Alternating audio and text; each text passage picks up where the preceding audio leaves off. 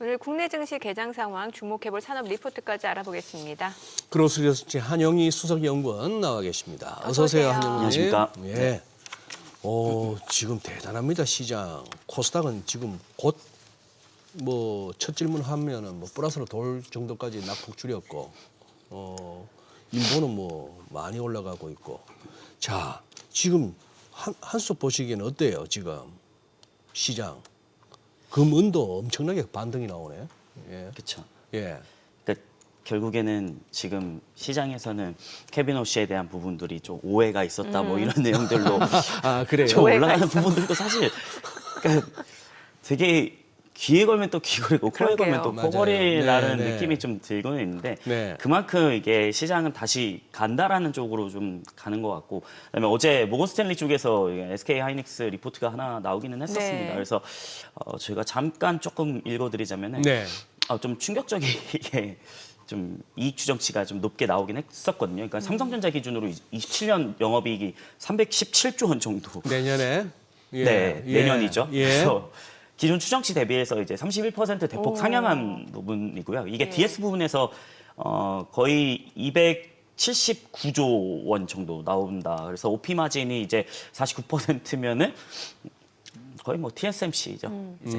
그래서 상당히 좀 반도체 쪽은 워낙 네. 좋다라고 좀 말씀을 드려야 될 것 같고, 그다음에 오늘 코스닥 상승률 상위 업종을 좀 보자면은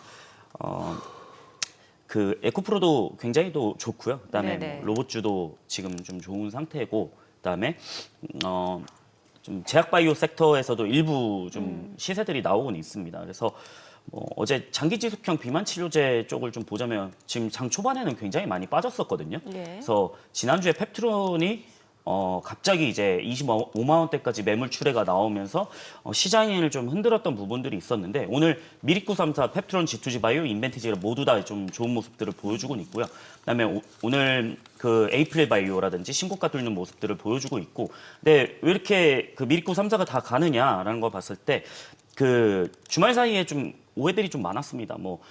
좋은 뉴스는 뭐냐면 어센디스 파마라는 이제 시가총액 한 20조 원 정도 되는 외국계 기업인데 여기도 이제 그 장기 지속형을 좀 진행을 하고 있습니다. 근데 그 일부 좀 루머가 나왔던 게 뭐냐면 스위스 제약사 한국하고 또 다른 유럽 기업이 어센디스 파마에 대한 인수 제안을 좀 검토를 하고 있다라는 내용들이 좀 나왔는데 이게 20조를 인수한다라고 하면은 지금 미리쿠 3사 같은 경우에는 경쟁력이 있기 때문에 그 펩트론은 분무 건조 방식, 그다음에 G2G 멤브레인 방식 이렇게 간다라고 했을 때는 지금 스위스 제약 한 곳은 결국에는 지금 비만 치료제 하는데 어디야? 최근에 CT 388 파이프라인 보면 로슈가 되게 적극적으로 하고 있거든요. 네네. 로슈이지 않을까 이런 생각도 좀 가지고 있는 거죠. 스위스 제약사라고 했으니까. 그래서 유럽계 같은 경우에는 노보노가 지금 1개월 제형 어센디스 파마랑 같이 하고 있는데 또 이거 노보노지 않을까? 이런 생각들을 좀 가지게 되는 거죠. 그러면 미리쿠 3사는 더 그 지금 시가총액 20조 원도 10조 원도 안 되는데 장기적으로 보자면 기술력도 있고 괜찮겠네 이런 생각들을 가지게 된다는 거죠. 그래서 오늘 시장에서는 지금 미리쿠 3사도 굉장히 시세가 좀 좋게 나오고는 있다. 그래서 비만 치료제는 뗄래야 뗄 수 없는 관계이기 때문에 원래 지금 일주일 제형에서 1개월 제형으로 넘어가는 부분이 있기 때문에 또 주말 사이에 이게 일라이릴리가 그 공장 투자에 대한 발표가 나왔었잖아요. 네. 그럼 공장 가동이 주사제 제형이 언제 완공이냐? 2031년에 상업 가동이 시작됩니다. 그러면은 지금 26년이에요. 그럼 5년 동안 빈 공백이 남아 있어요. 그럼 5년 동안 이거 누가 할 건데? CMO, CDMO. 그러면은 좀 답안지 힌트가 좀 나와 있다라는 거죠. 왜냐하면 지금 비만 치료제 시장은 수요가 폭발적이기 때문에 공급이 못 따라가는 상황이거든요. 네네. 그렇기 때문에 그럼 펩트론 결국에는 계약이 이번 연도 10월까지 2년 종료인데 그 전에는 좀 나올 수 있는 가능성도 있지 않을까 이렇게 생각을 좀 하고 있습니다. 미리쿠 3사가 G2G 바이오랑 랩지노믹스랑 인벤티지. 인벤티지랩 네, 펩트론. 펩트론. 네, 이렇게 있습니다. G2G 바이오 인벤티지랩 펩트론. 네, 그래요. 그렇게 있습니다. 오늘 소개해 주실 탐방 기업은 어디예요? 오늘은 네. 저희가 녹십자 웰빙이라는 회사를 녹십자 네, 웰빙. 네, 웰빙이라는 녹십자 계열 그룹이고요. 그러니까 여기는 뭐냐면 태반 주사제 네. 기반에 대한 좀 회사입니다. 그래서 태반 주사제라고 하면 좀 생소하실 수도 네. 있는데 뭐죠? 태반 있잖아요. 태반. 그 네. 출산할 때 예. 그 태반을 기증된 거를 정제해서 GMP에서 그거를 가공해가지고 이제 주사를 하는 건데 여기에 포함된 펩타이드 아미노산 영양분이 있습니다. 그거를 가공을 해가지고 사람한테 주사를 해서 영양분을 공급을 하는 거죠. 쉽게 말씀드리면 태반 주사를 맞으면 어떤 효과가 있는데요? 그 간 기능이나 간 기능. 네. 그래서 갱년기 여성들한테 굉장히 좀 많이 쓰이고는 있습니다. 그래서 남자들은 사실 잘 몰라요. 왜냐면 태반 주사 맞을 일이 거의 그 수액이나 이렇게 맞잖아요. 저도 지난주에 독감이었거든요. 네네. 그래서 그냥 수액만 이렇게 맞고 지금 목 나아졌잖아요. 그러게요. 네, 많이 나아졌잖아요. 예, 그래서 예. 지난주는 영 뭐 목소리 예. 지금도 기침은 살짝 조금 나와요. 네. 네. 살짝 일부러한 기침 같은데 네. 그래서 뭐라고요? 방금 이제 감기 아. 있었다고. 네. 예. 그래서 태반 주사제인데 이게 제품명이 라이넥입니다. 네, 라이넥? 라이넥 중심으로 전문의약품 영양주사제랑 천연신약 개발을 통해서 이 회사가 2015년도에 출범을 했습니다. 네. 그래서 기존 전문의약품 위주 사업은 뭐냐? 메디컬 뉴트리션이고요. 그다음에 톡신이랑 필러 주축을 하는 메디컬 에스테틱 사업이 두 가지가 있습니다. 네. 그래서 기존 주력 사업은 이제 태반 주사제랑 영양 주사제가 포함된 사업인데 이제 라인액이 핵심이고요. 그다음에 영양 주사제 라인업을 쭉 보유를 하고 있는데 아까 말씀드렸다시피 태반에 포함되어 있는 아미노산, 펩타이드, 비타민, 미량 원소들을 활용해 가지고 이걸 기증된 태반을 원료를 통해 가지고 GMP 공장에서 이걸 가공을 해가지고 다시 제품으로 만드는 겁니다. 그래서 라인액 외에도 면역 보조제 GC 이뮨 알파1이나 뭐 아르기닌 같은 것도 라인업을 보유를 하고 있고요. 라인액이 이게 태반 주사제가 여러 가지가 있는데 네. 국내에서 시장 점유율이 얼마 정도냐? 75%에서 80%입니다. 그래서 상당히 높은 시장 점유율을 갖고 있는데 독점적인 지위죠, 이 정도면. 네. 근데 왜 이렇게 독점적인 지위를 갖고 있냐면 타사 대비 영양분 농도가 한 10배 이상 높습니다. 그래서 그 녹십자 웰빙의 라인액을 좀 쓸 가능성이 굉장히 높다라고 생각을 하고 있고요. 그다음에 기존 근육 주사 방식 외에도 정맥 주사 방식으로 고용량 라인업 확대를 지금 추진을 하고 있고요. 이게 2026년 하반기에 좀 출시를 할 예정 목표를 잡고 있습니다. 그다음에 메디컬 에스테틱 사업에서 보자면 동사에 이제 새로운 성장 동력으로 육성을 하고 있는데 2030년에는 메디컬 뉴트리션 매출 추월을 목표를 하고 있고요. 크게 어떤 제품이 있냐? 필러, 톡신, 스킨 부스터 이쪽을 좀 세 가지 카테고리로 이제 사업을 진행을 하고 있고요. 필러랑 스킨 부스터는 지금 ODM 방식으로 진행을 하고 있습니다. 그래서 향후 필러 제조 기업이나 공장 인수를 통해 가지고 자체 생산을 할 계획을 갖고 있고요. 그래서 톡신 같은 경우에는 2024년 4월 달에 이니바이오를 인수를 해가지고 녹십자가 자체 영업망이 굉장히 많잖아요. 그래서 자체 영업망을 통해 가지고 시장 안착을 추진 중이다 이렇게 좀 보시면 될 것 같고요. 그래서 라인액이 지금은 핵심인데 라인액이 왜 핵심이냐면 아까 말씀드렸다시피 시장에 대한 점유율이 80%입니다. 그래서 영양 보존 기술이 굉장히 뛰어나기 때문에 영양분 농도가 기술적으로 10배 이상 높기 때문에 네. 태반 주사는 이제 40대에서 50대 갱년기 여성이나 아니면 피로를 겪는 30대에서 50대 갱년기 증상 완화, 그다음에 간 기능 개선 이런 쪽으로 좀 쓰이곤 있는데 최근에 우리나라가 고령화로 인해 가지고 영양 주사 수요층이 굉장히 커지고 있습니다. 그래서 실제로 2019년부터 2023년에 보자면 영양 주사 시장은 연간 10% 성장을 하고 있습니다. 네. 그래서 라인액 중심 동사 매출을 보자면 성장이 16.8%였습니다. 그 동기간에 봤을 때는.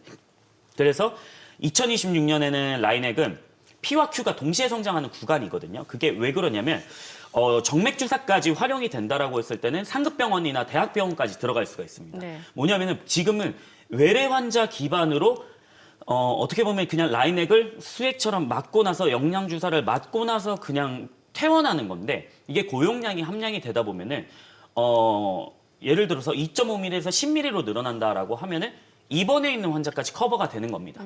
그러면은 대학병원이나 상급병원에서는 굉장히 이거를 쓸 가능성이 굉장히 높다라고 판단은 하고 있고요. 그래서 이 10mm로 갔을 때는 판가 인상이 됩니다. 그러네요. 네, 판가 인상이 되기 때문에 이게 출시 이후에 한 20년 동안 가격 상승이 없었어요. 근데 한 번 있었던 게 언제냐면 2021년 한 번뿐이었는데 이때 효능이 너무 좋다 보니까 원래 가격을 올리면 수요에 대한 저항력이 있습니다. 근데 저항력이 없었기 때문에 지금까지 쭉 유지하면서 고성장을 한 부분들이 있었고요. 그래서 2025년 실적에 대한 부분들은 매출액이 1,640억 정도, 그다음에 영업이익이 173억입니다. 근데 지금 시가총액 보자면 1,600억에서 1,700억 왔다 갔다 하거든요. 그래서 2026년 전망을 저희가 탐방을 가면서 봤을 때 2,000억에서 2,100억 수준입니다. 그래서 만약에 판가 인상이 된다라고 했을 때는 실적 레버리지가 좀 커지지 않을까 이런 생각들을 좀 갖고는 있습니다. 대형 병원에서 승인하면 진짜 엄청나게 수요가 좀 정기적으로 꾸준하게 이어질 수 있는 거네요. 그렇죠. 그다음에 이게 환자에 대한 편의성이 좀 높아지다 보니까 고용량이다 보니까 자주 안 맞아도 되는 그러게요. 편의성이 생기면 판가를 인상하더라도 그 수요에 대한 저항력이 좀 떨어질 수밖에 없다라는 거죠. 그래서 네. 이번 연도는 P와 Q가 동시에 증가하는 구간이다 이렇게 보시면 될 것 같습니다. 이제 뭐 요즘처럼 이렇게 출산율이 낮네 어쩌네 하는 시절에 뭐 태반 구하는 데는 별로 그건 문제는 네. 없다. 아니 근데 말 난 김에 녹십자가 보면은 뭐 녹십자 홀딩스 또 뭐 많잖아요. 녹십자 MS, 녹십자 웰빙 지금 소개하신. 네. 근데 이 주가들은 보면은 다 이렇게 그냥 전혀 뭐 모멘텀이 없는지 지금 녹십자 웰빙은 오늘 움직입니다만 녹십자가 이제 뭐가 없나요? 딱히 뭐 재료라 할 만한 게. 사실 최근에 쏠림 현상들이 그냥 신약이나 아니면 뭐 글쎄. 플랫폼 기반으로 워낙 많이 가다 보니까 이게 기존 전통 제약 바이오 업체들, 예. 그러니까 뭐 대웅제약, 유한양행 뭐 이런 쪽을 보자면 많이 소외된 거는 사실이죠. 실적은 잘 나오는데. 그래서 플랫폼 기반이 워낙 수급이 좋다 보니까 네. 네, 최근에는 그쪽으로 좀 이동했다.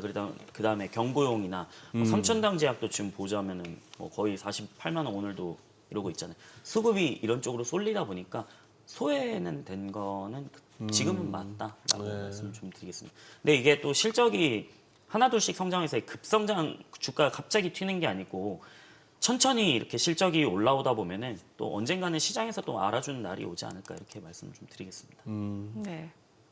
오늘 소개해 주실 산업 보고서는 어떤 내용이에요? 네, 오늘은 저희가 조금 쉬운 거 가져왔습니다. 쉬운 거. 소장님께서 계속 말씀을 해주시길래 아, 저를 배려하셔가지고 네. 예, 감사합니다. 예. 네. 알아들어야 될 테니까. 네, 오늘은 저희가 MLCC는 아시잖아요. 그래도 MLCC? 적층 세라믹 컨덴서. 네네. 아, 그래. 그거는 아마 소장님 핸드폰에도 있다 보니까 그러니까. 네, MLCC는 좀 아시잖아요. 깜놀했네. 그래서 예. 최근에 AI가 굉장히 화두다 보니까 AI GPU에 들어가는 MLCC로 인해 가지고 수요가 좀 폭발적으로 일어날 것이다라는 거고요. 그래서 지난번에 이제 FCBJ도 저희가 산업 보고서를 좀 쓰려고 하는데 삼성전기가 이걸 잘 만들잖아요. 오늘 MLCC를. 삼성전기 시세 좋던데요.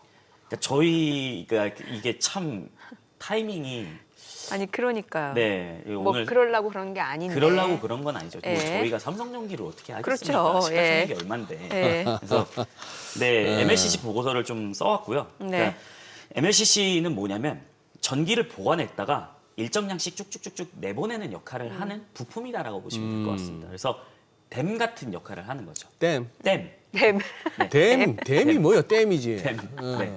글쎄. 소양강 댐이지. 네, 그 댐. 소양강 댐 하는 사람이 어디 있어요? 죄송합니다. 예, 네. 그러니까 내가 그런 거는 좀 알아요. 네, 댐이라고 네, 그래요. 말씀을 드릴 것 같아요. 네, 그래서 급격한 전류 변화에 대응을 해가지고 전압을 안정적으로 유지를 시키는 겁니다. 아하. 그래서 보관하고 있다가 필요할 때마다 쭉쭉쭉쭉 내보내는 역할을 하는 건데 최근에 AI 산업 중심 이제 학습에서 추론으로 넘어가면서 필요한 전력들이 더 커지고 있잖아요. 그래서 최근에 그 데이터 센터들 보면은 그리드 형식이 아니고 자체 발전소를 만듭니다. 맞아요. 그게 뭐냐면 예전에는 송전망을 쫙 깔아가지고 전기 필요하니까 원전에서 가져와 아니면 수력 발전에서 화력 발전에서 가져와 이렇게 됐다라고 하면은 지금은 이거 그리드 설치할 시간이 없다. 네. 설치할 시간이 없기 때문에 옆에다 가스터빈 해가지고 SMR 해가지고 그냥 묶어가지고 가자. 그러니까 이런 식으로 저지연에다가 예. 가고 있잖아요. 그러니까 왜냐하면 전기가 많이 필요하다 보니까. 맞아요. 그래서 추론이 2029년에는 학습 매출을 넘어설 것으로 저희가 보고 있는데 추론 단계에서는 AI가 스스로 사고를 하고 결론을 내려가지고 검증을 하는 겁니다. 네. 그래서 추론은 학습보다 더 많은 토큰이 사용되다 보니까 전력을 필요로 하는 게 굉장히 커지는 거죠. 그래서 GPU 계산량이 늘어나가지고 소비 전력이 많이 커지게 되는데 추론 모델은 기존 모델 대비해가지고 이제 한 300배에서 800배 정도 더 많은 걸 쓰이게 됩니다. 토큰 생성은 거의 평균적으로 100배 이상 늘어나게 되고요. 그래서 이런 AI 트렌드는 고성능 반도체 구조적 수요를 증가시켰습니다. 그래서 우리가 HBM 많이 쓰이고 전기가 많이 쓰니까 범용 GPU보다 A직으로 넘어가자. 우리 모델에 맞는 걸 쓰자 이런 식으로 넘어가고 있는데, 그러니까 AI 반도체 성능 고도화는 필연적으로 열 설계 전력 (TDP라고) 하는 겁니다. 네. 그래서 TDP에 대한 급격한 상승을 동반을 했고요. 그래서 이 열 설계 전력은 뭐냐면 AI가 너무 많은 열을 발생을 시키다 그렇죠. 보니까 우리 어떻게 하면 효율적으로 열을 발생시킬까? 열은 뭐 뗄래야 뗄 수 없지만 이거 어떻게 하면 효율적으로 가져갈까? 이런 게 열 설계 전력을 어떻게 가져가느냐인데, 실제로 2024년 하반기 양산된 엔비디아 블랙웰부터는 네. 열 설계 전력이 170% 폭증했습니다. 그래서 AI 연산 속도가 빨라지면서 전류 변화가 초당 수십억 번을 넘어가게 되는데, 이때 고성능 MLCC는 전기 에너지를 저장하고 있다가 칩이 전류를 끌어다 쓰는 순간 즉각적으로 전화 공급을 해주는 겁니다. 그래서 전압을 강화되는 거를 막아주는 겁니다. 네. 그래서 댐 같은 역할을 하는 거죠. 그래서 마치 이게 뭐냐면 갑자기 전류가 필요할 때, 물이 필요할 때 댐 수문을 확 여는 거죠.